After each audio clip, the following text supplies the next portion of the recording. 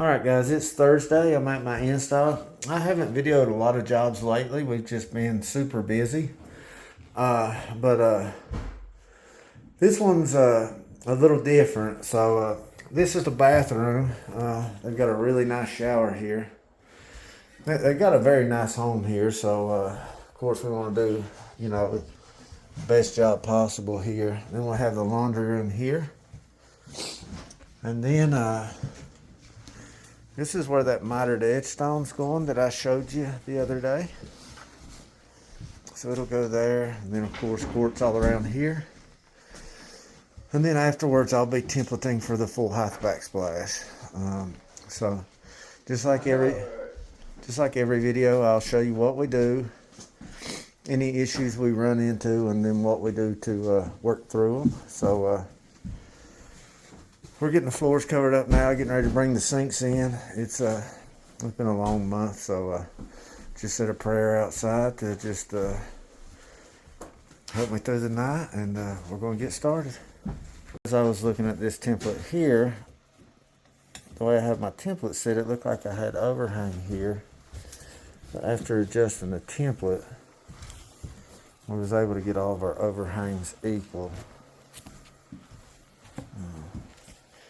And I've got the customers here in the house with me, and she said, "You're making us nervous," and I'm sure I did. But that's, you guys know by watching all my videos, I always recommend that the customers not be here because of that reason. So we're going to work through it, and just like you guys see me do this 100 times, we're going to cut this vent off of here. Whenever you cut these, you want to make sure you always leave enough to where the plumber can come back and put a coupling on. Alright, so you guys can see I left them a good 1.5 inches or so here. So they can put a coupling on that. And then they can take any parts of it that they'd like to take off. We've got a composite sink here. Anytime I have a composite sink, I always like to put a bucket in the sink area. These sinks make me nervous, so I always just try to secure them as best I can. That way they don't fall and hit the cabinet or anything like that. Of course, you see these wooden blocks in the cabinet. Obviously, they need to come out, because we're not going to be able to pull our sink up without hitting those. And that's going to prevent our sink from being able to pull forward where it needs to be. Let me show y'all this. So the way this house is, with the kitchen, I have several smaller tops that need to go in after this larger top. This large L top's one of my first tops that need to go into place, and then I'll build everything around it. Well, the way my trailer's set up and my rack's built on here, it needs to be the first one built. Of course, you don't want to have an L sitting on top of 4 or 5 smaller tops. It's quartz, so I mean it'd probably be all right, but you don't want to drive around bump swinging and that L just be flopping in the air. So we had to set several of our tops over here on the mountain. With quartz, it's okay to do that. I would not recommend it with granite, but this quartz is so strong you could probably throw it off of that mountain and it wouldn't break.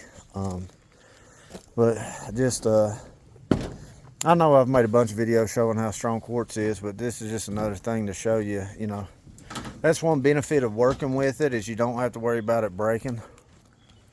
So look at this, guys. I'm glad I noticed it. For some reason, there's a screw dead center on the sink cabinet. Heaven knows you put a piece of stone on there, and the pressure of that screw presses up in the center of this sink run. It's going to break it. Maybe not on quartz, but 100% granite or marble or something, it is going to break it. So it's very important you pay attention to things like that and catch it before you put the stone on there. Look at that, 2 more screw heads back there. My template was tight here, and I don't know. I'm assuming, I don't know why it was, but anyways, I had to take some off of the seam side. I couldn't take it off of the wall side because it would change my overhang here. So I went ahead and took it off the seam side. It's getting full height backsplash, so we got plenty of room to work with. I didn't want to bump the seam when I'm putting it in here, so I went ahead and took some out of the wall too, so we should have plenty of room to play. to get this top into place, and we shouldn't have any chance of damaging our seam. We will have a little space behind this one once we put it in, but remember we got 1 3/16 inches of play back there because it's going to get full height backsplash sitting on top of it. So just so you guys know what's going on here. Guys, so I'm checking my level. So you can see this top to the right needs to come up a little bit. It's not bad, but it does need to come up a bit. Alright guys, the number one most important thing you can do when running a seam in quartz is wash your seam. Clean that seam out. I've already done it once. I'm going to do it again. I spray denatured alcohol in it. I run a rag. I run a paper towel in there. And I make sure there's no dust at all in here, because if there's dust in there, it'll get dark. And you'll end up having like a little, almost look like a shrimp vein or something in there. So it's very important to clean this thing out as best you can. I clean mine out more than you know. I even go underneath and clean it out.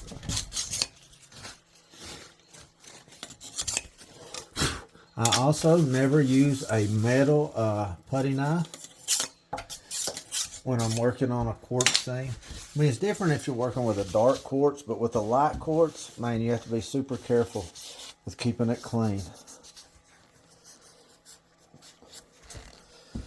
I also clean my hands with alcohol periodically. They're dirty right now, but trust me, I've cleaned them with alcohol over and over. So I got my color mixed. White's never white. White, there's thousands of different shades of white. This one here's got a little brown in it. Touch of brown, touch of gray. To get the color that this stone is. And I'll show you once I put this seam together. Hopefully it'll pretty much disappear. So of course I got my joint setter here. My Ard Wolf, they was I mean, I'm very thankful that they sent me these. That's awesome. Nobody ever sends me nothing, no matter how much I talk about them. But these guys did, and I didn't even know who they were, but they're awesome. So give them a shot if you get the chance, guys. They work great. But anyways, I'm gonna put this thing together. All right, guys, I got this seam together, and you know, it's got epoxy on it right now, but I got this color. It's dead on, man. It's definitely money. And I was able to get this seam about perfectly level, so I'm really happy with how it turned out. I'll show you once I get it all cleaned off and such. And I'm gonna keep rolling.